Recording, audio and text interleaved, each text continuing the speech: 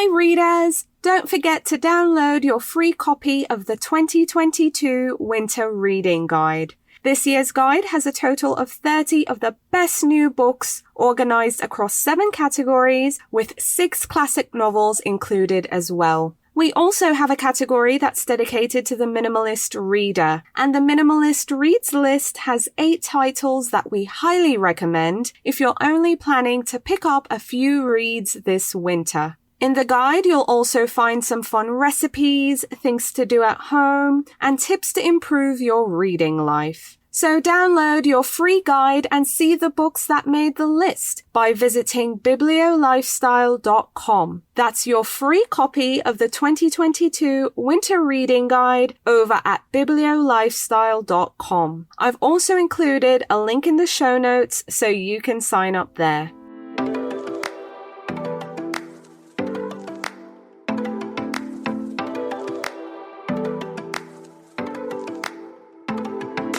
Welcome to The Reader's Couch, a podcast that brings you lively conversations with some of your favorite authors and bookish personalities.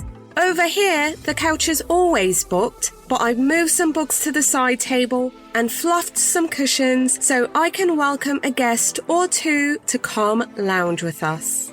Today on the couch, we have 2 readers who've decided to come lounge with us and share their top 10 books of 2021. In part 2 of our 6-part Top 10 Books of 2021 series is Jennifer Furr. She's the creator behind the account JM_Bibliolater on Instagram. We also have Abigail Singri. She's the bookstagrammer behind the account Abigail's Lost in a Book, also on Instagram. So stay tuned to discover and learn more about the books that made their top 10 list. An epic historical fiction novel to add to your reading list that's set against the backdrop of the Korean struggle for independence is Beast of a Little Land by Jae-hye Kim. The novel opens in 1917, deep in the snowy mountains of occupied Korea, where an impoverished local hunter is captured by a lost squad of Japanese soldiers. The hunter ends up saving a young Japanese officer from an attacking tiger. And from this encounter, their fates are connected and a saga that spans half a century unfolds. However, majority of the novel follows Jade, a young girl from an impoverished farming family who grows up to be a sought-after courtesan and movie star in Seoul. Jade and the 2 girls from her courtesan school, Luna and Lotus, fall in love with men from very different backgrounds, but their love and loyalty is not always returned. And soon, Jade must decide whether she'll risk everything for the one who would do the same for her. Beast of a Little Land by Jae-hye Kim is being published by Eco, and books go on sale on Tuesday, December 7th. So get those pre-orders in or request it from your local library. This is an epic historical fiction novel with unforgettable characters that you really don't want to miss. A transportive historical fiction novel with hints of mystery and romance to add to your reading list is The Spanish Daughter by Lorena Hughes. In the novel, we meet a Spanish chocolate artisan named Puri, who learns she's inherited her father's cocoa estate in Ecuador. Filled with hope for a new life after the devastation of World War I, she sets out with her husband Cristobal to claim her birthright. But when a mercenary sent to murder her aboard the ship accidentally kills Cristobal instead, Puri dons her husband's clothes and assumes his identity, hoping to stay safe while she investigates who killed her husband and who's behind the plot to kill her, all while searching for the truth of her father's legacy in Ecuador. Set against the backdrop of early 20th century Ecuador and Spain, The Spanish Daughter by Lorena Hughes blends family drama, dangerous mystery, and the real-life history of the coastal town known as the birthplace of cacao. The Spanish Daughter by Lorena Hughes is being published by Kensington Books, and it's a transportive historical novel you really don't want to miss. Hi readers, welcome again to the Reader's Couch. I'm your host, Victoria Wood, and here on the couch with me is Jennifer Furr. She's the creator behind the accounts JM_Bibliolater, both on Instagram and TikTok. And she describes herself as the ultimate mood reader, which means she never knows what she's going to read next, which in my opinion means she's in good company because we never know what we're going to read next. So please welcome to the couch, Jennifer Furr. Hey, Jennifer. Hi, everybody. I'm so excited to be here. Thank you for having me. Yay! I'm thrilled to have you here. Can't wait to get into the books. But I'd love for you to introduce yourself to listeners. Tell us who you are, where we can find you, and just what you have going on. All right. I'm Jennifer. I live in Southwest Florida. I have been a bookstagrammer for about 2.5 years now. Always been an avid reader since I was little. You can find me on Instagram at JM_Bibliolater, and I run 2 online virtual book clubs, 3 Friends Book Club with 2 other ladies, and Wine and Crime Book Club with 2 other ladies. All can be found on Instagram as well. Awesome. So readers know exactly where to find you. Jen's on Bookstagram. So Jen, I'm super excited to hear about your top 10 books for 2021. So let's get into your first book. Yeah. So the first one, and this is in no particular order because I read like 81 books so far this year, and this was hard. This was hard to narrow down. But the first one I want to talk about is Under the Whispering Door by TJ Klune. So it's about a story about Wallace Price. He's not so nice. And he somehow gets a second chance. When he dies, he gets sent to a ferryman named Hugo. And that's where the story kind of goes. It's a super beautiful story about life and death and grief and time. And it also often asks this question like, what will you do with the time you have left? So it's Wallace's journey of becoming a better person. I'm not a crier in a book. I'm not much of a crier at all, but this book wrecked me. It just hit kind of differently than any other book that I read in 2021. Like, it was phenomenal. I really enjoyed Under the Whispering Door, so I definitely co-sign that one. TJ Klune at this point is an auto-buy, auto-read author, so I'm really excited to see what they do next. So tell us, Jen, what's the next book on your list? The next one is The Charm Offensive by Alison Cochrane. She is a debut. This was her debut. It is a romance book in the forbidden love trope. It is centered around a reality TV show like The Bachelor. I'm not a Bachelor watcher, but I really enjoyed this book because Dave and Charlie's journey was so fantastic. You have push and pull and angst. But what I loved most about this book was not only is it an advocate for the LGBTQ plus community, it was a huge advocate for mental health. And I just felt like the world needs more books like this.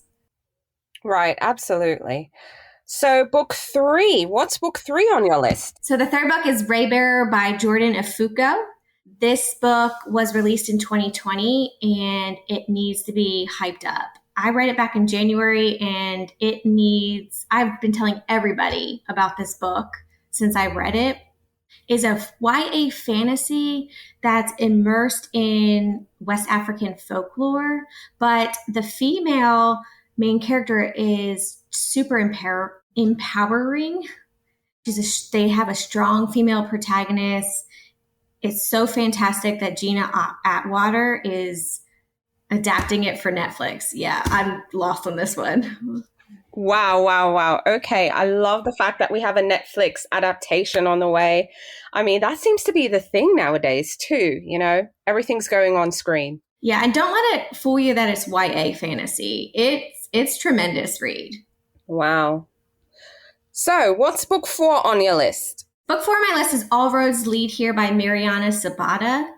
She is a romance author that publishes independently, so she's not as well known. She's the queen of the slow burn romance, but it's like, I'm talking about the slow slowest of slow burns romances. It's super slow because she incorporates a bunch of other things into the novel. So this one follows the story of Aurora on a journey of self-discovery.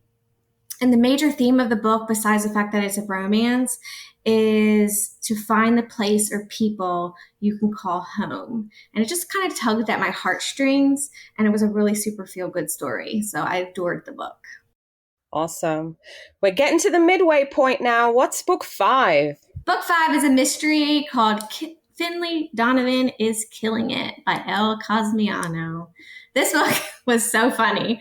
A mom is mistaken as a hitwoman in a Panera, of all places. It is wildly entertaining, soapy and funny and quirky, and it's just the perfect book for anybody looking for a super fun read. Yep, absolutely. And I'm excited for the second book in the series. I'm excited to see what readers think. Yeah, I can't wait. I too loved Finlay Donovan is Killing It. So I'm very excited to see what the author does next. All right, what's book 6?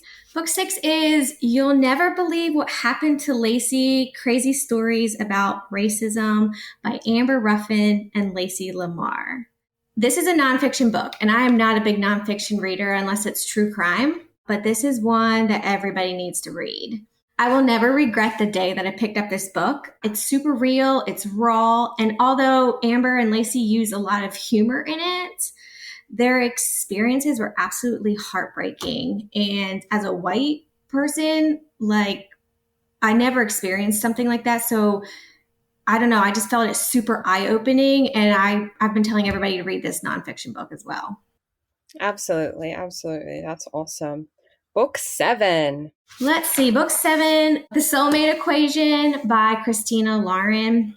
You have a female data and statistic wizard who gets matched to the founder of a new DNA-based dating matchmaking company. And then like a whole lot of shenanigans ensue. I love Christina Lauren, who wrote this book. But what I liked about this book is it's like nerdy love in the best way. There was like a math and science aspect to it. It was quick-witted, and every single character was absolutely refreshing and delightful. And just like The Charm Offensive, it kind of fell into the romance category for me of where we need more things like this. You know, it was just a little bit different than you normally get.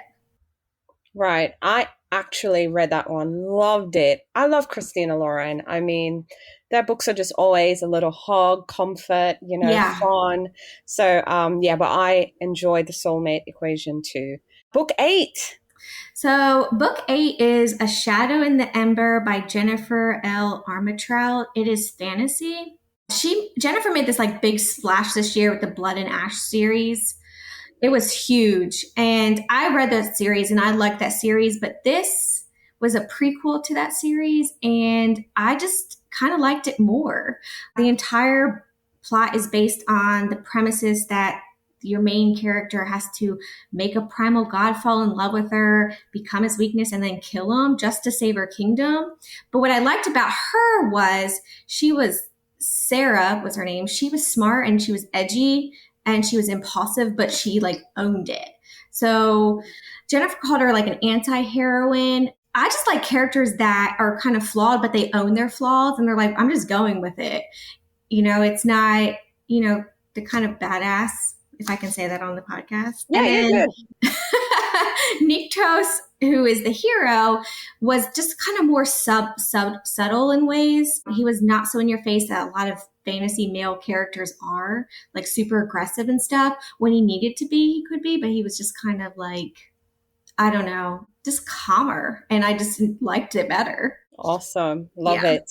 3 books left. Now we're down to book 9.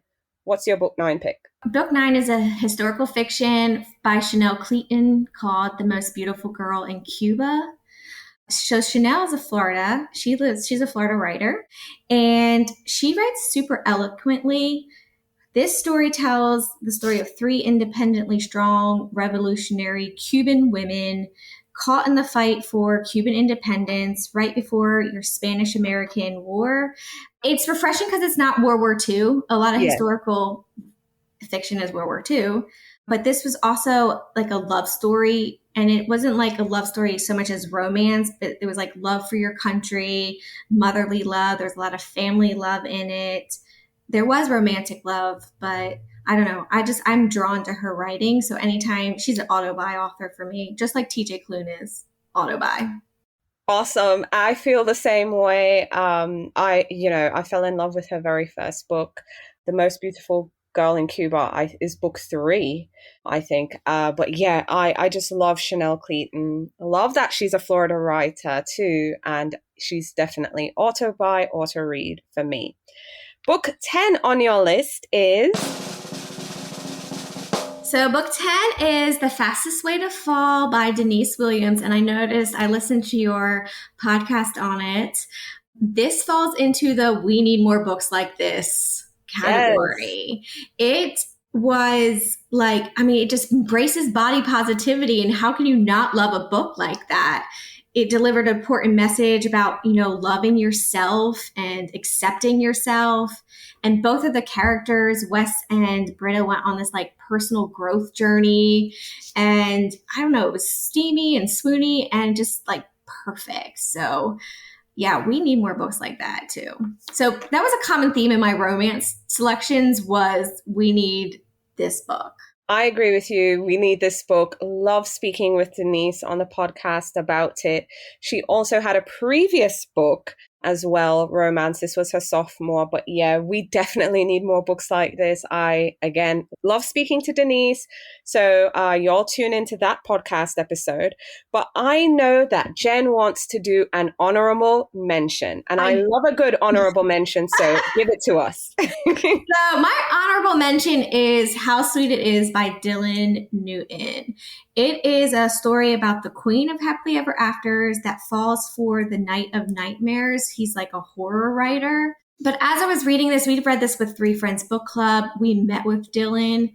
She is another Florida writer. So I just wanted to give her a shout out. Go check out that book. I listened to it on audio. It was fantastic. So that was my shout out. Well, that's a new to me book. Love that she's a Florida writer. So, I'm going to go check that book out. So, just amazing, amazing. Thank you so much, Jen, for coming and sharing your top 10. Thank you so much for having me. It was so much fun. Yay.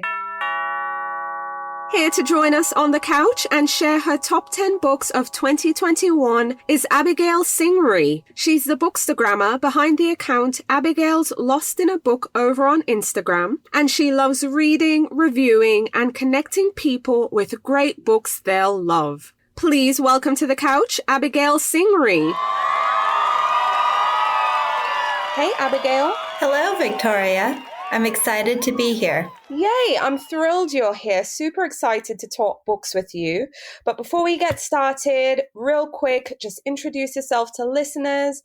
Tell them who you are, where they can find you, and just whatever it is, you have going on or you just want to share. Well, I'm Abigail with Abigail's Lost in a Book. I've always loved reading, but I really got into it in 2020 during COVID quarantine when we were all staying at home. And so that's when I really started my Instagram and got involved in the Bookstagram community, which I absolutely love. If you're a reader, I would encourage you to join the community, because you'll just make some great friends who love reading the same books as you. So that's a lot of fun. You can find my main account is on Instagram, so you can find me at Abigail's Lost in a Book there.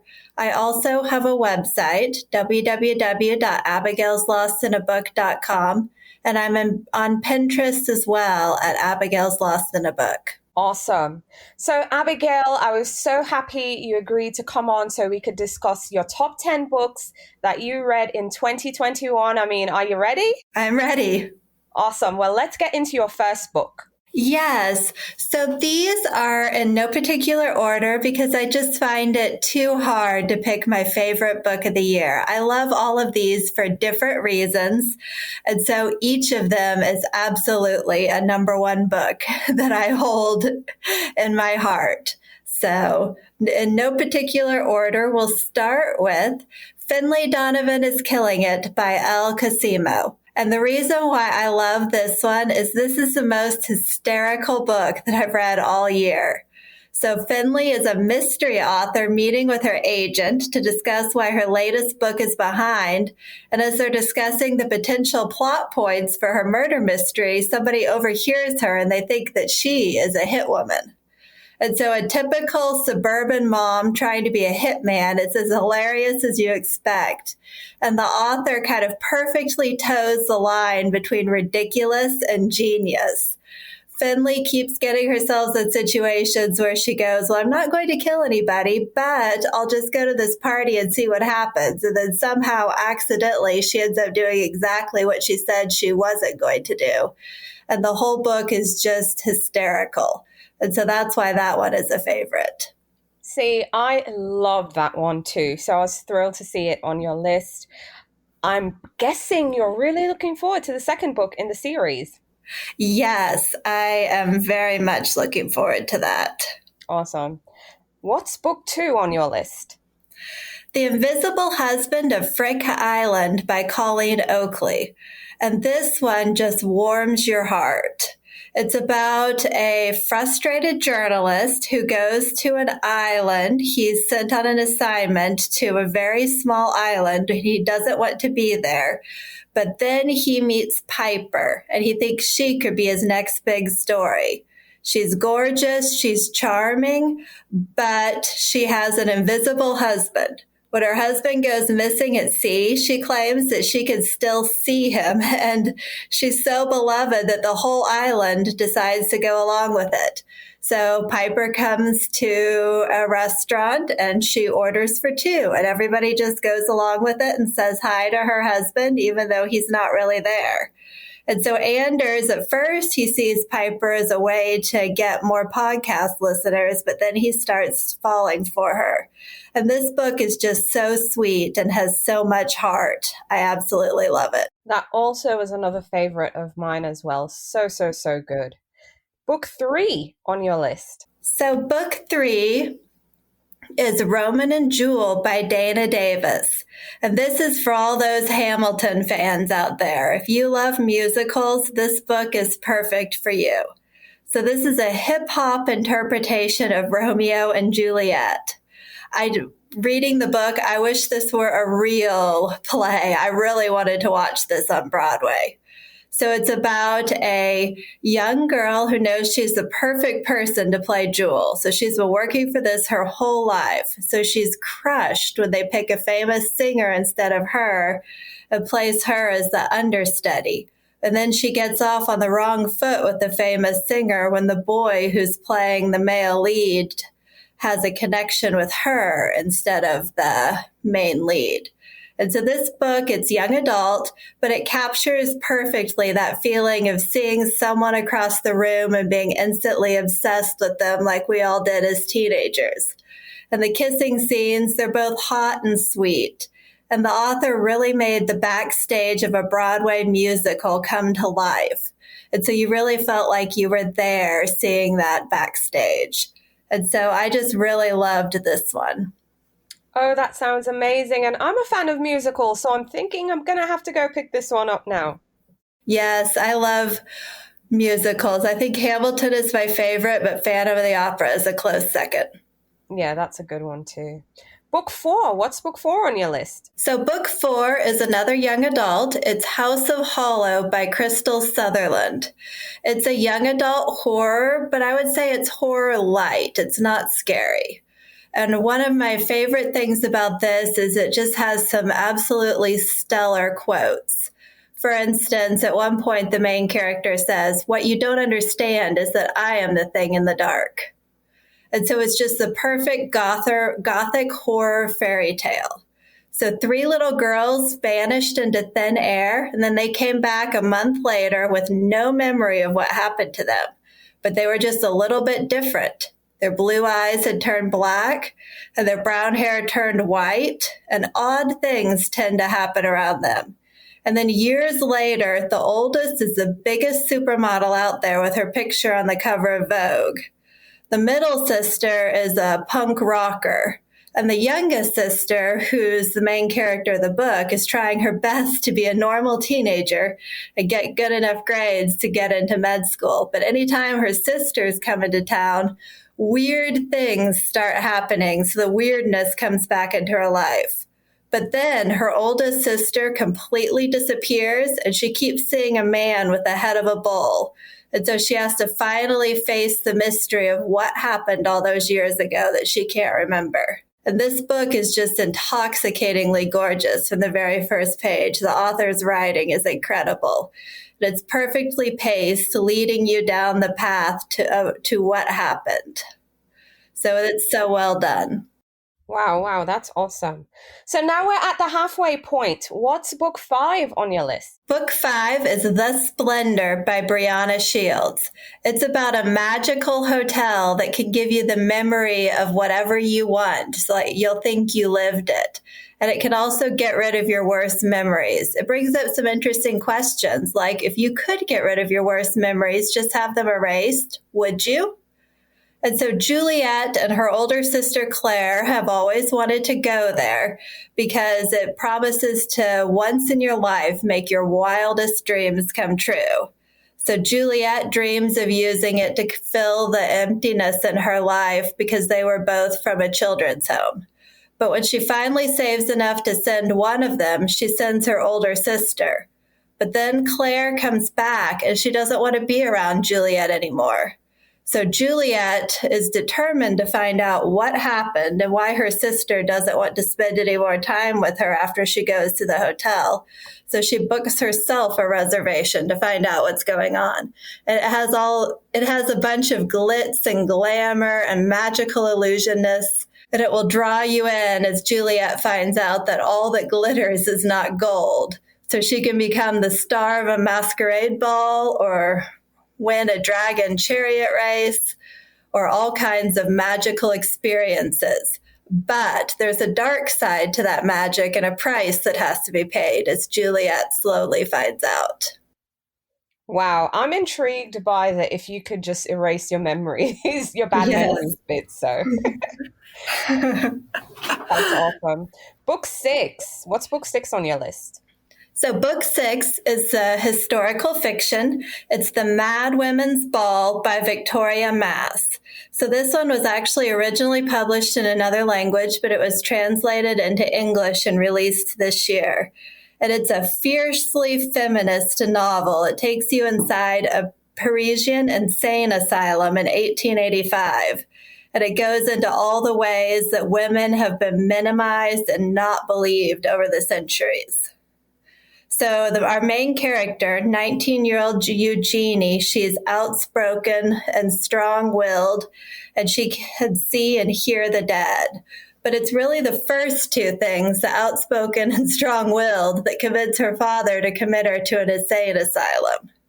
So there she meets a nurse who's devoted her life to the insane asylum. But when Eugenie carries a message from her dearly missed dead sister to the nurse nurse begins to question everything she once knew was true. So inside the asylum, the girls are broken by the world. They're heart-wrenching. There's sweet, naive characters, motherly characters. And so each of these girls is longing for a better life, and they've all been committed there because the men in their life didn't want to deal with them. And so they all have their own hopes for the Mad Women's Ball, the one time a year where the elite of Parisian society come to see them. And this emotional ending will keep you thinking about it for a very long time. Wow, sounds real intriguing, especially just the fact that these women were put away by their husbands. And I mean, it's historical fiction, it's rooted in fact. And that's quite intriguing to read. So what's book 7 on your list?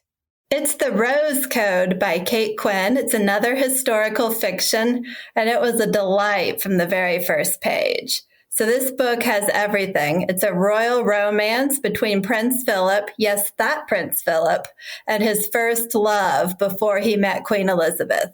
There's heartbreak and betrayal and 3 friends who mean the world to each other. There's three girls are all chosen to work at Bletchley Park, which is Britain's top secret facility dedicated to cracking German code. They become fast friends, but then one of them betrays the other, and that person lands in an insane asylum. And it has dual timelines. So now, days before the royal wedding of Prince Philip and the future Queen Elizabeth, coded notes have made it out of the asylum with a shocking claim. The woman was framed by the true traitor. And so Osla Kendall, Prince Philip's former girlfriend, ends up reaching out to Prince Philip to pull some strings to try to solve the mystery before it's too late for the girl who's imprisoned. It alternates between the war years at Bletchley Park and what came after. It's both the mystery and your need to know what happens with the characters' lives will keep you reading on. Awesome. And book 8. Now we're in like the last 3 books on your list. What's book 8? Book 8 is absolutely gorgeous story. It's The Chosen and the Beautiful by Nai Vo. It's a great Gatsby retelling that brings the story to life for a modern audience. It's got all the glitter and decadence of the original, but it brings magic into it, which I absolutely love. So this story is narrated by Jordan Baker, an Asian girl who is adopted into a rich white family. And it presents the characters that you've known. They still have all of their main attributes, but they also have a twist. So Jordan has a secret. She can work with magic. And Gatsby's sudden wealth is explained by a deal with the devil, and his ferocious hunger for success and power threatens to devour everyone in an attempt to get at what he wants. And then, of course, Nick, Tom, and Daisy are all still there. The book also delves into deeper topics, such as the racism Jordan faces as the only Asian in her wealthy circles, and the fact that she doesn't fit in when she tries to mix with the other Asians in Chinatown. And it also deals with her lack of connection to her roots. So in addition to the magic and the glitz and glamour, it also delves into some deeper topics. And I just loved that it reimagined The Great Gatsby for a modern audience. Absolutely. I read that one this past summer. Read it, loved it. It was beautiful. I agree with you 100%. It had, bits of fantasy, bits of magic, plus it's a retelling, a full-on coming-of-age story. Yeah, I love that one too. So I'm super excited to hear you really enjoyed it as well. Okay, so book 9. Book 9 is another young adult thriller. It's called Dark and Shallow Lies by Jenny Myers Sain, and it's set in the Louisiana. It's deliciously creepy and atmospheric, and it has supernatural phenomena. So it brings you to a small, swampy island town in Louisiana filled with psychics. So it's a town filled with psychics, but everyone still manages to have secrets. So our heroine is Gray, and the last time she saw her best friend, they got into a huge fight, but then Alora disappears. So when she returns the next summer, there's missing posters all over town, but as she delves deeper into it, she finds out that there may be quite a few secrets being kept despite all the psychics in town. So the town is haunted by its past and present, and each person holds a different piece of the puzzle. And I loved how the author incorporated some of Louisiana's French legends, such as the rougarou, which is similar to a werewolf, and the fifollette, mysterious ghost lights that appear in the swamp. It's just a lot of fun to read as you find out what really happened to Alora. Awesome. And now for the last one on your list, book 10. What's the last book on your list? This one is another young adult thriller, but it's so much more than that. It's Firekeeper's Daughter by Angeline Boulley, and this book will haunt you long after you finish it. So it's an Own Voices book, Native American. The author identifies with the tribe that she set it in. And so Donice, our main character, was raised between two worlds, that of her wealthy white grandparents, who are rich enough to have buildings named after them in town, and then her native relatives on her father's side who live on the reservations. So she's kind of navigating both worlds, and she's a hockey player. So she's a confident, fearless girl who plays on a hockey team. But then her best friend is murdered, and she finds out that someone is trafficking meth in the community that she loves so much.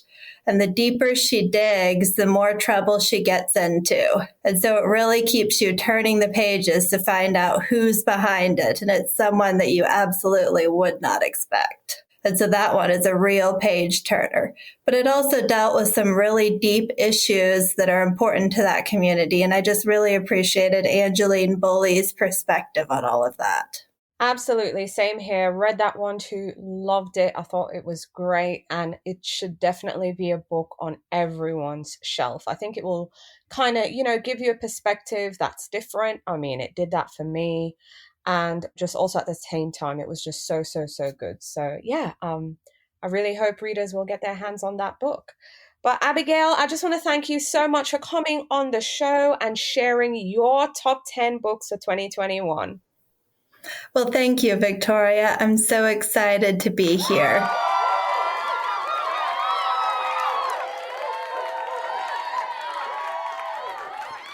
Readers, I had so much fun speaking with Jennifer and Abigail, and I want to thank them again for coming and lounging on the couch with us and sharing their top 10 books of 2021. Continuing in our top 10 books of 2021 series, 2 more readers will be lounging on the couch with us and sharing the books that made their top 10 list. So be sure to tune in. Thank you so much for tuning in to The Reader's Couch. You can find out more about the show and submit your questions for our guest by visiting our website, thereaderscouch.com. You can also connect with us on Facebook, Instagram, and Twitter at The Couch Is Booked. If you like the show, please subscribe, share, and take a few seconds to leave a rating and review. Next week, I'll be back with new guests, more books, and some fun games we can play. But until then, stay lounging, stay reading, and whenever you're in doubt, go straight to your local bookstore or library. Thanks for listening, and happy reading.